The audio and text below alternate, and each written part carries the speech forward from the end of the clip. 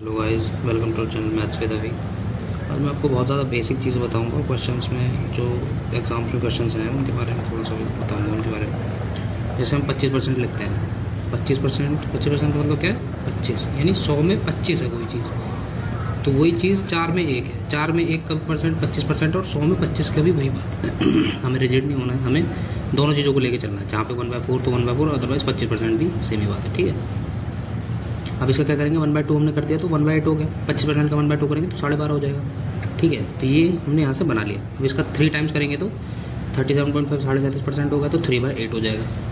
ठीक है, अब 12.5 का फिर से हाफ करेंगे तो 6.25 हो जाएगा। 6.25 हो जाएगा तो इसका भी हाफ 1/16 हो जाएगा। ठीक है गाइस, अभी ये क्या करेंगे? 12.5 का 5% करेंगे, 5 गुना करेंगे। ठीक है, 12.5 का 5 गुना करेंगे, हम 5 टाइम्स करेंगे तो 62.5 हो जाएगा और ये 5/8 हो जाएगा। ठीक है, नेक्स्ट थिंग, यहाँ पे 6.25 का 3 टाइम्स करेंगे तो 18.75 हो जाएगा और यहाँ पे 3/16 हो जाएगा। ये जितने परसेंटेज है पेपर में आते हैं गाइस, तो इसीलिए आपको थोड़ा सा माइंड में रहेगा कि हमें क्या करना है, तो इसलिए मैं बता रहा हूँ आपको ना। तो ये 3 टाइम हो जाएगा इसका, तो 3/16 हो जाएगा। ठीक है, अब ये 87%, 87.5, तो ये 12.5 का ही 7 टाइम्स है। ठीक है, इससे 7.8 हो जाएगा। दोनों तरफ 7 से मल्टीप्लाई कर देंगे।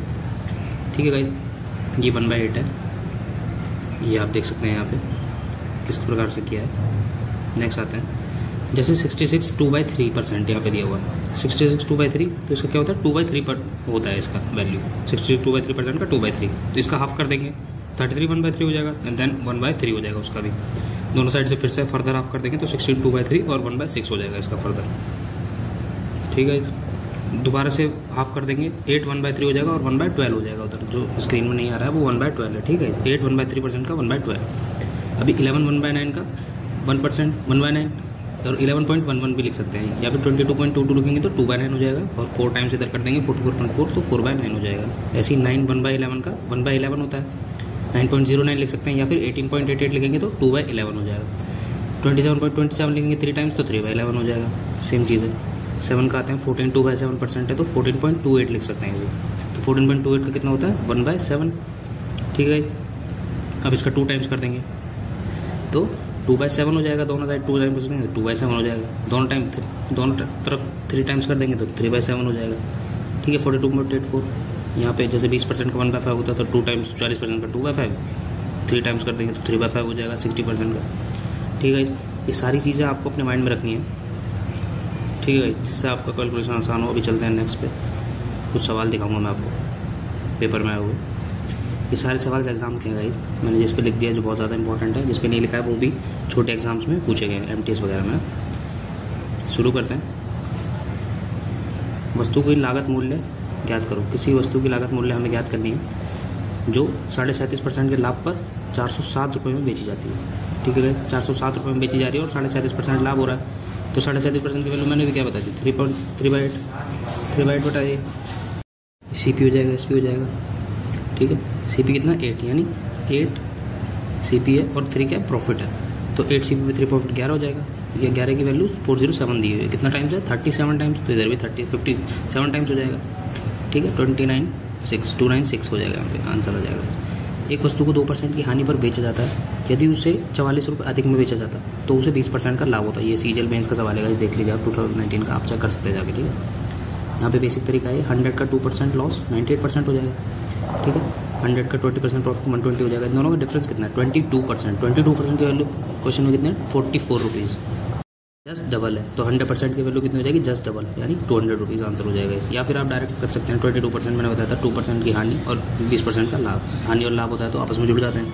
22% की वैल्यू 44, तो 100% की वैल्यू जस्ट डबल हो जाएगी, जस्ट डबल यहाँ पर। तो ये ऊपर वाला बेसिक से मैंने किया, नीचे वाला आप डायरेक्ट भी कर सकते हैं माइंड में कैलकुलेशन। नेक्स्ट पे आते हैं, एक निश्चित मूल्य पर एक वस्तु को बेचने पर वस्तु पर 25% का लाभ होता है। यदि वह 5 रुपये अधिक में वस्तु बेचे तो उसे 33% का लाभ होता है। तो ऐसी 24 वस्तुओं का CP बताना है। ठीक है, ऐसे 24 वस्तुओं का हमें मूल्य बताना है। ये 24 आपका नया आ गया है यहाँ पे, तो आपने कोई क्वेश्चन किया नहीं होगा क्वेश्चन, मैं आपको बता रहा हूँ। तो सेम हम डिफरेंस ले लेंगे पहले। 25 और 33 का डिफरेंस कितना हो जाएगा? 8% की वैल्यू 5 रुपये के बराबर हो जाएगी। ठीक है, अभी 8% की वैल्यू 5 रुपये के बराबर है। 100% कोई भी चीज़ होती है CP 100%, तो वो 1 का CP होता है। 1 का CP 100% होता है। ठीक है, तो 24 वस्तुओं का CP कितना हो जाएगा? मैं लिख के भी दिखा देता हूँ आपको। 100% का मतलब होता है 1 वस्तु का CP, ठीक है, एक वस्तु का। और 24 का मतलब 2400%, 24 वस्तुओं का हो जाएगा सीधे, तो हमें 2400% करना है। तो 8% की वैल्यू 5 रुपये दी हुई है, तो 2400 के लिए कितना थी 300 टाइम्स, तो 5 रुपये का भी 300 टाइम्स हो जाएगा, 1500 रुपये 24 वस्तुओं का वैल्यू हो जाएगा। यहाँ पर सिंपल है, आप देख सकते हैं। इसे दोबारा समझे, बार बार समझे, अगर नहीं आया रिपीट करके देखना आप, ठीक है। नेक्स्ट पे आता है, एक पेन एक निश्चित राशि में बेचा गया। ये मोस्ट इंपॉर्टेंट क्वेश्चन है, इस क्वेश्चन ऑफ द डे भी हमारा रहा है, ये मोस्ट इंपॉर्टेंट क्वेश्चन है। और 20% की हानि हुई। अगर इसे 12 रुपये अधिक में बेचा जाता तो 30 रुपये का लाभ होता। एक कलम को 4.80 रुपये अधिक में बेचें तो लाभ परसेंट बताना है गाइस, ठीक है। ये मैं आपको दिखाता हूँ करके। 20% और 30% का प्रॉफिट कितना हो जाएगा, 50% हो जाएगा, 12 रुपये के बराबर हो जाएगा, ठीक है। अभी 4.8 में बेचना, अभी 4.8 में बेचना है तो 0.4 करना पड़ेगा इसका। 12 का भी 0.4 कर दिया हमने तो 4.8 आ गया। अभी 50 का भी फिर 0.4 करना पड़ेगा तो 20% प्रॉफिट आ जाएगा। यानी 4.8 रुपये ज़्यादा बेचेंगे तो 20% प्रॉफिट होगा। अब पहले क्या हो रहा था, 20% लॉस हो रहा था, अभी क्या होगा 20% प्रॉफिट होगा। तो आंसर क्या आ जाएगा, नो प्रॉफिट नो लॉस हो जाएगा, ठीक है। आई होप आप समझ गए होंगे। मैं दूसरे तरीके से इसे करके दिखाता हूँ, ठीक है। x रुपये में, अभी ये क्वेश्चन ऑफ द डे मैंने बताया था, मैं लिख देता हूँ, क्वेश्चन ऑफ द डे भी हमारा रहा था। अभी हमने क्या किया, x रुपये में बेच रहे हैं तो 20% लॉस हो रहा है, तो x की वैल्यू कितनी 80% हो जाएगा। अभी x प्लस 4.8 में बेचे, यानी 4.8 रुपये अधिक में बेचे, तो x की वैल्यू कितनी है 20% लॉस है। x की वैल्यू तो 80% है। अब 4.8 की वैल्यू हमने यहाँ पे निकाली थी, 20% है ऊपर में, ठीक है।